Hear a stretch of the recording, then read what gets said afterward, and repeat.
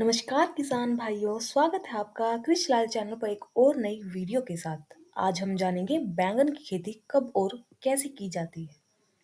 भारत में बैंगन की खेती अधिक ऊंचाई वाले क्षेत्रों के अलावा लगभग सभी जगह पर की जाती है। यह एक सब्जी फसल है जिसका उत्पादन चीन के बाद सबसे ज्यादा भारत में ही किया जाता है।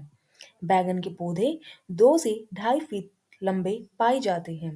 इसके पौधों में ढेर सारी शाखाएं निकलती हैं और इन्हीं शाखाओं में इसके फलों की उपज होती है। बैंगन के फल लंबे, गोल और अंडाकार आकार में होते हैं। बैंगन में कई तरह के पोषक तत्व भी पाए जाते हैं और इसके साथ ही इसकी पत्तियों में विटामिन सी की मात्रा सबसे ज्यादा पाई जाती है। अब हम जानेंगे बैंगन की खेती के लिए उपयुक्त मिट्टी, जलवायु और तापमान कैसा होना चाहिए। बैंगन की खेती के लिए किसी खास तरह की मिट्टी की आवश्यकता नहीं होती है। इसे किसी भी तरह की उपजाऊ मिट्टी में उगाया जा सकता है, लेकिन भूमि मिट्टी जो है उचित जल निकासी वाली होनी चाहिए।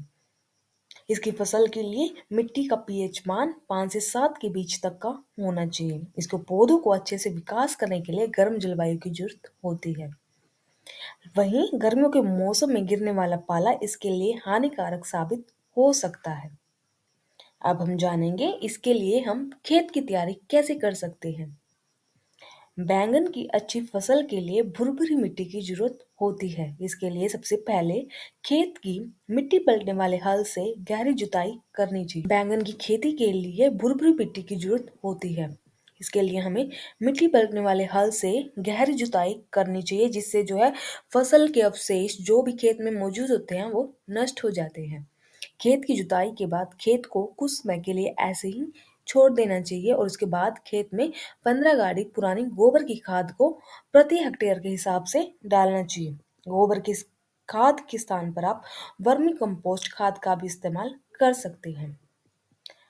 खाद डालने के बाद कल्टीवेटर के माध्यम से 2 से 3 तिरछी जुताई करनी चाहिए। इसके बाद खेत में पानी लगाकर प्लेव करना चाहिए। प्लेव के कुछ दिन बाद जब खेत की मिट्टी ऊपर से सूखी दिखाई देने लगे तब रोटावेटर लगाकर उसकी जुताई कर दे। इससे मिट्टी में मौजूद जो मिट्टी के ठेले होते हैं वो टूट जाते हैं और मिट्टी भुरभुरी हो जाती है और उसके बाद पाटा लगाकर खेत को समतल कर दिया जाता है। अब हम जानेंगे बैंगन के पौधों की रोपाई का समय और तरीका क्या होना चाहिए।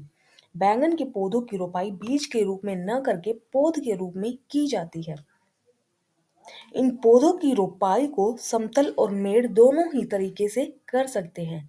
समतल भूमि में पौधों की रोपाई के लिए खेत में 3 मीटर की क्यारियों को तैयार कर लिया जाता है। इन क्यारियों में प्रत्येक पौधों के बीच में 2 फीट की दूरी रखी जाती है।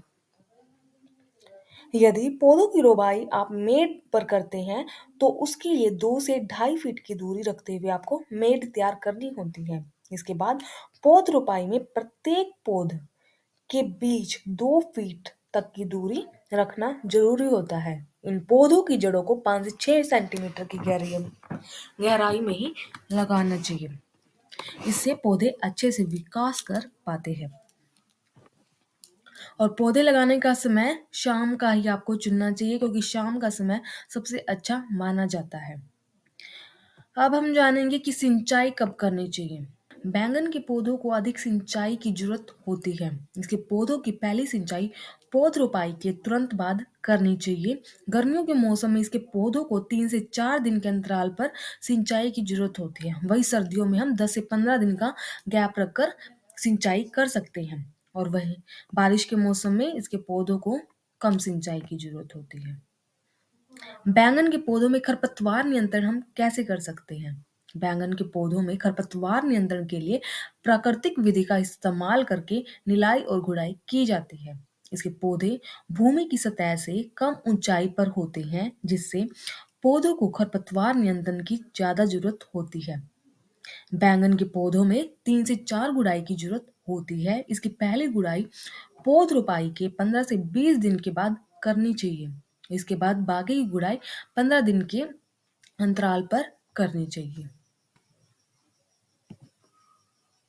बैंगन के पौधे में लगने वाले रोग कौन-कौन से हैं? बैंगन के पौधे में भी कई तरह के रोग देखने को मिल जाते हैं, जिससे फलों का बचाव करना जरूरी होता है। बैंगन के पौधे में ज्यादातर हरा तेला कीट रोग, फल छेदक और झुलसा रोग लगने की संभावना रहती है।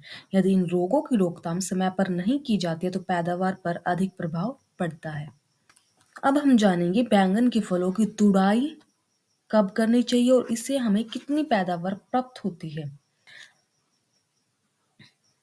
किस्मों के आधार पर बैंगन के पौधे रोपाई के तकरीबन 50 से 70 दिन बाद पैदावार देना शुरू कर देते हैं। जब इसके पौधों में लगने वाले फलों का रंग आकर्षक दिखाई देने लगे तब उनकी तुड़ाई कर लेनी चाहिए।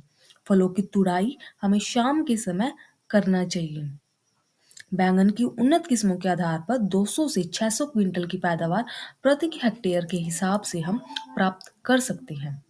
तो ये थी बैंगन की खेती के बारे में जानकारी। कैसी लगी कमेंट करके जरूर बताइएगा और वीडियो को लाइक और शेयर करना न भूलें।